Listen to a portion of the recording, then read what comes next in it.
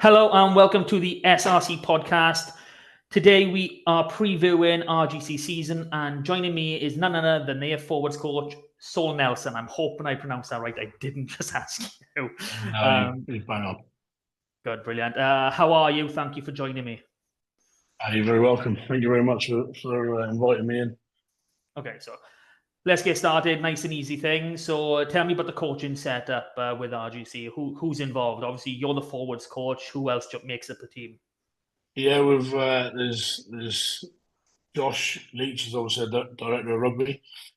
Josh takes overall charge of the program and the organisation side of it. Also sit and organises the attack and puts general game plans in place. We've got Avon Bagshaw, who is predominantly coach, but also still hanging on in there, playing and doing a great job. He and myself look after the defence as well. That's good. Really enjoy working with both Josh and Alan, and then obviously myself here with a bit of set piece added in there as well. An area of the game that I absolutely love.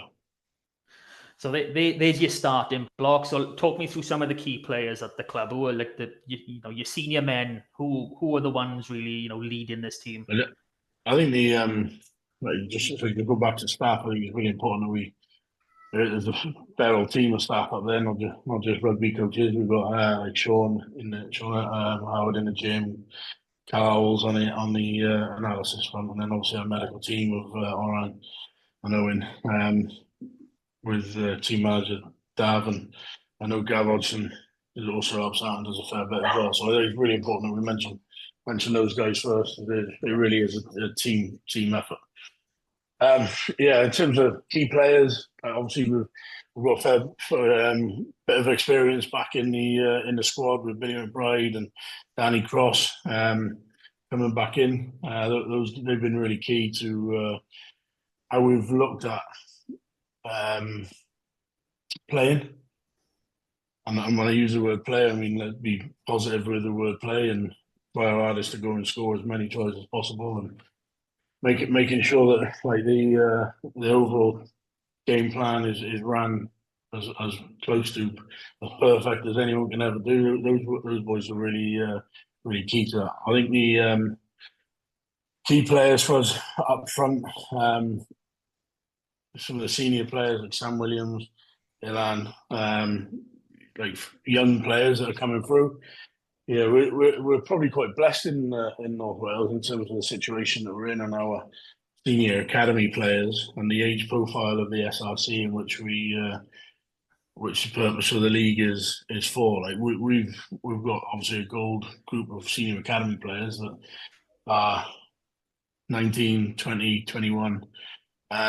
And in years gone by, they would, for that league, and the English champ would be full of RGC players, and we're fortunate to have a couple come back, and with the younger players that are coming up, like last year with Dylan Alford, Teddy Jones, Tom Cottle being captain of Wales under 18s. We'll have a little bit of time before we see Tom Cottle, who's not 18 yet. But you'll see those lads blooded pretty soon, and it's exciting times for some of the young players that we've got, and they're great young men, and not just good rugby players. Yeah. People to work with. So you've got a settled coaching setup. You've got a fairly strong. I mean, you've essentially got your own academy of North Wales to deal with. So that must be amazing for just to be involved in a club like that. So obviously, we're into the season now, but how was training during the off season? Where were your focuses? Was it having conditioning blocks, rugby blocks, or was it more of a mix and match? What sort of approach did you guys take? Early on, I think when we first came back in, it was really important that we, as a group, addressed like performances and things that had been achieved in the previous years. And we felt like we needed a change of mindset, and it wasn't necessarily the players' ability, but we needed the shift in mindset of how they train, how they approach training. Pre-season was good fun. Like I would say it was good fun. Like obviously I wasn't doing the running, so it's all well and good when you're standing there with a whistle in your mouth. But like early doors, there was an element of raising the bar each week, and that was a big focus for us when we looked back at the sports scientists and the figures. And Sean was pretty hot on making sure that we were doing what we needed to do without overdoing it, and making sure that then when we transitioned from a lot of condition games into how we want the game to look, that element of adding the rugby knowledge and stuff like that, we tried our hardest to make it game relative, and try to do our utmost to keep it 15 on 15 as far as possible. And that was had its own challenges, but it was certainly a real enjoyable pre-season. So, well, I think very unfortunately, the general public are not going to get to see an RGC game live on telly until December. So, what sort of style of play are you employing this season? What will we get to see once that televised game comes on? Yeah, we looked at what our strengths and where we have some really strong players, and what we really wanted to see. And I know what the fans fed back that they really wanted to see was they wanted to see some rugby and rugby being played, and by opening up some mindsets of players and adding increased skill level. Like we want to see a fast flowing game and moving the ball, and if there's a set piece there, and people are going to laugh, and they're like, I want to go in here and say this. I want to see off the top ball and not just mauls and not just scrums. Like as much as I love those, I genuinely want to see the lads express themselves and ultimately use the ability that they've got.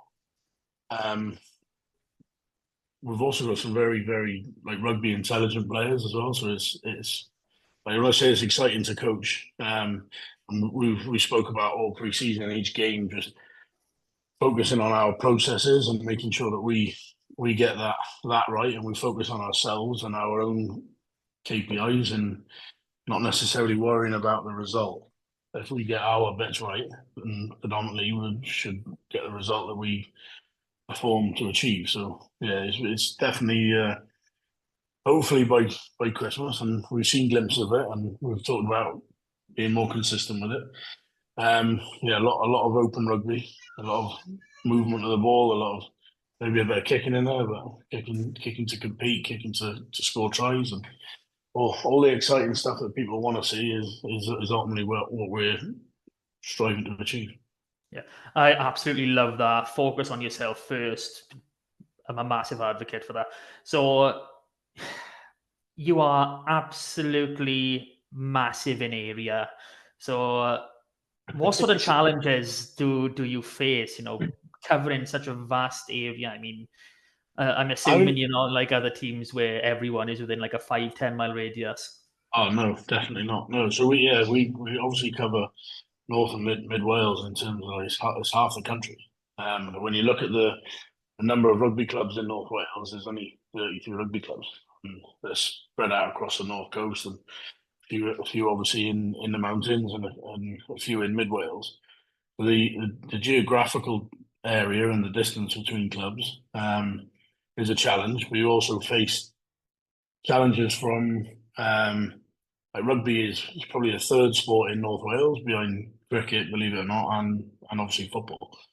So there's the challenges there, and the clubs do a great job in North Wales, and every player that comes into RGC, they're so passionate about their club, and it's tribal, and they are tribal about their clubs, and to see that passion when I first came up here was incredible. I'm not saying that it doesn't exist everywhere, because I know it does. But I know we when we looked at the academy stuff, I needed the young lads coming through to have that affection and that tribalism for playing for RGC as well. And that's something we've tapped into massively around the emotional side of who we are and who we represent.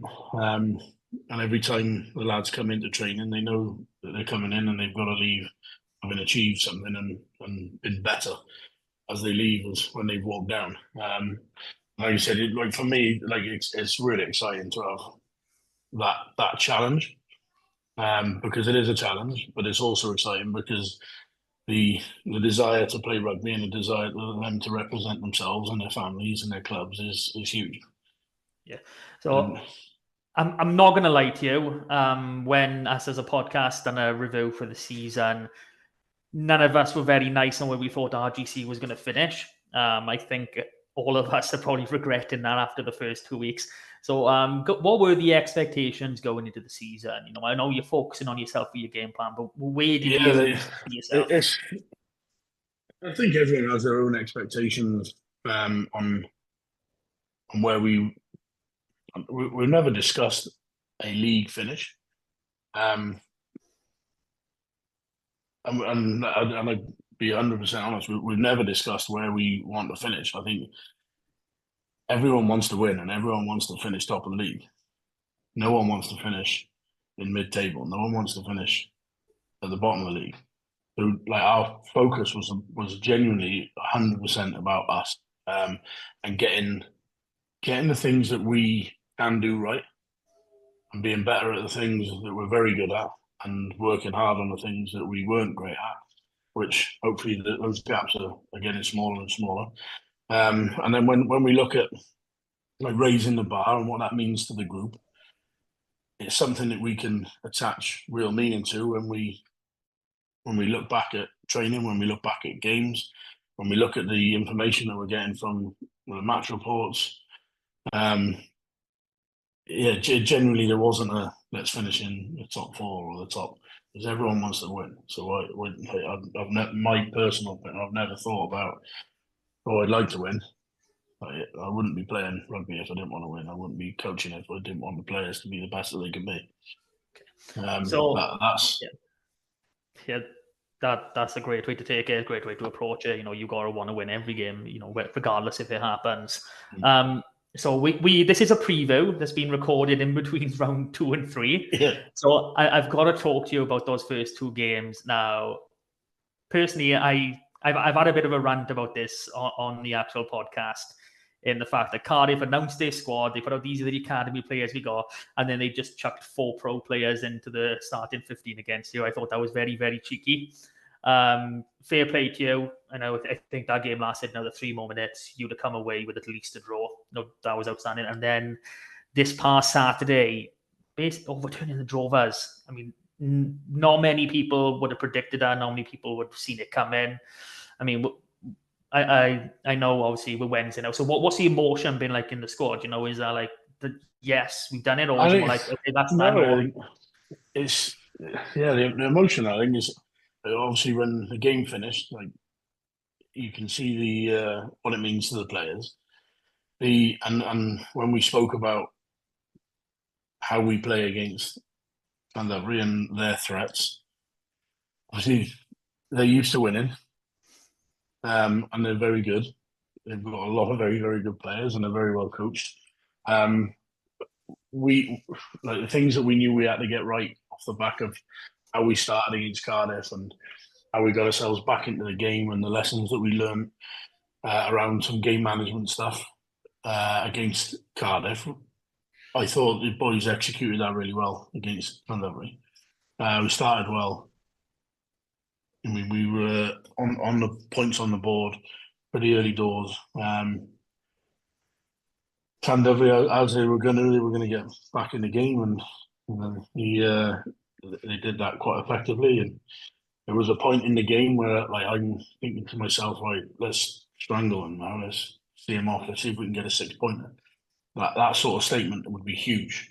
But being the team that they are and deserved champions from the past couple of years, they made it pretty difficult, and they took it right to the wire. So, it was a huge amount of elation. I know the boys celebrated with a beer, and I think when you win and you beat the last 2 champions, I think they're quite right within themselves to have a beer. And then we came in Tuesday, and there was a real positive energy about the place, and quite rightly, everyone enjoys winning. No one likes to come in having lost 2 on the bounce. But I genuinely believe that the team were very constructive in the way that they reviewed the game themselves, as were us as staff, and Like we know where we want to get to and how we want the game to look, and we just keep plugging away and being better at the things that we're good at and working hard on the things that we want to be even better at. That's brilliant. I mean, well, what more can you want from a club? You want to progress. That's all you want. And something you said in there has brought me on to my next question really, really nicely. So rugby stuff's done. Let's talk about some fun stuff. So first one up, how much is a pint in the clubhouse? I'm going to say it depends what it is. Come on. Obviously depends what it is. The pint of cider that I know several people participate in is going to be £4. Some are at £3.75. It's fully worth coming up to North Wales for a cheap pint. I know, that's not bad. I'll take it. Okay, let's next. What we got? Who was the last one in the shower? Who was the last one in the shower? I'm normally waiting for a ride back to Rhyl with my nephew Paddy. He's normally pretty late in the shower, but normally when he's leaving, Avon's in the shower. There's normally a couple of the older boys. They kind of have their meetings in the showers on the training nights. Oh, that's brilliant. Okay. I'm not sure who the longest in the shower is. Okay, so who's the first one to leave? He's last one in, first one out. Which player is that? I think it'd be unfair of me to name someone of that. We're get done what needs to get done, and then we'll all leave en masse. I think that's probably the. All right then. Okay, so who's first in? It's difficult because people coming in at different times of the day. So, and we've got lads that are potentially working away and like running down the ramp to get in, training late, and there's probably one or two that are first at the ramp. Okay, so that should remain our secret. I'll go with the complete opposite direction now to finish. Who's the club man of RGC? Who is the first one in, last one out? Who's the guy that he just really embodies what the club stands for? There's probably a few players like that, to be honest. I know the easiest one that comes to mind would be Avon Bagshaw, but I think it's can't really count him being first one there because he's also a member of staff, so he's in early. But yeah, there's not a huge amount that goes on that Avon's not amongst them. Who else would be? Dan Owen has been pretty awesome the last couple of games with his performances, but yeah, just like how he is around the environment. And same with Danny Cross, Billy McBride's been great. Dion's been fantastic in training as well. So yeah, there's a fair few that we're probably pretty unique in that respect. That like we're 99.9% North Walian, which is something to be real proud of. Well, that's everything I've got for you. Thank you for answering all of my questions. I wish you well for the season, even though you probably don't need it after these two results. I think we're certainly not getting ahead of ourselves, and we know that we've got a lot of hard work to do. It's just a great environment for players to try and be better every day, and hopefully we see that in the performances and make the park area or stadium CSM as we call it, make sure that's a real hard place to people come and play, and if they do win up in North Wales, they thoroughly deserve it. Yeah, well, that's absolutely amazing. So thank you very much for joining me. I look forward to catching up with you again in the future. Bye. Yeah,